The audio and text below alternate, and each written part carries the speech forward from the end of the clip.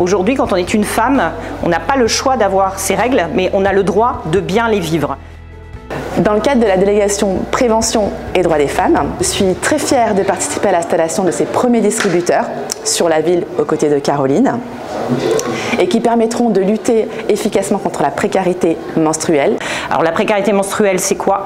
C'est l'impossibilité pour une personne d'être en capacité de se fournir les protections hygiéniques dont elle a besoin. Nous sommes partis d'un constat qui est très important aujourd'hui, qui est un vrai enjeu de société.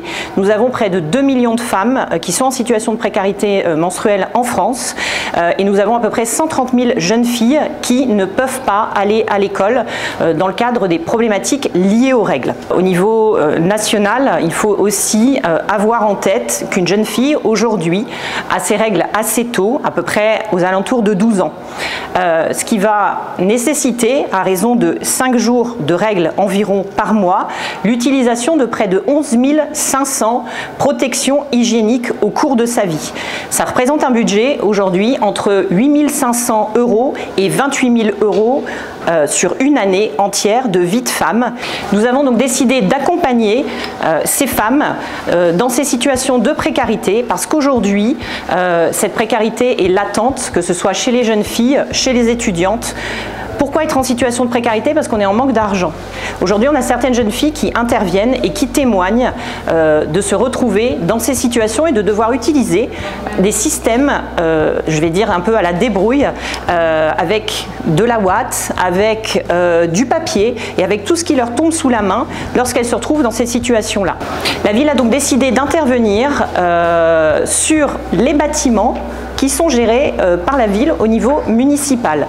Nous avons installé sur 6 lieux sur la ville des distributeurs de ce type avec la société Marguerite et compagnie.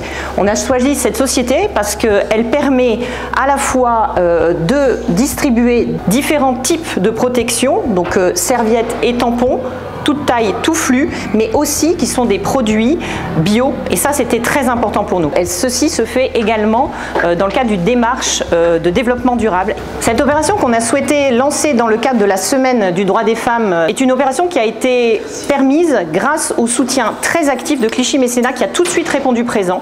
On est sur un budget à peu près 9 000 € pour ce premier déploiement. On espère que le déploiement se poursuivra sur la ville en fonction de cette première expérimentation. Les objectifs de la ville au niveau de l'installation de ces distributeurs, c'est un vrai enjeu de santé publique. Aujourd'hui, on sait qu'une mauvaise utilisation, notamment de protection hygiénique, peut créer des problèmes de santé et mettre la vie des jeunes filles en danger.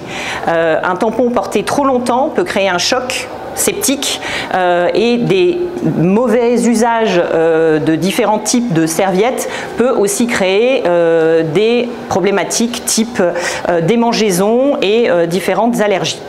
L'idée, c'est aussi de pouvoir intégrer la lutte contre les stéréotypes liés aux règles. Aujourd'hui, il y a beaucoup de tabous autour des règles. Aujourd'hui, quand on est une femme, on n'a pas le choix d'avoir ces règles, mais on a le droit de bien les vivre. L'intérêt de ces installations, c'est pour nous de démocratiser aussi cette période de vie de femme et d'apporter des solutions.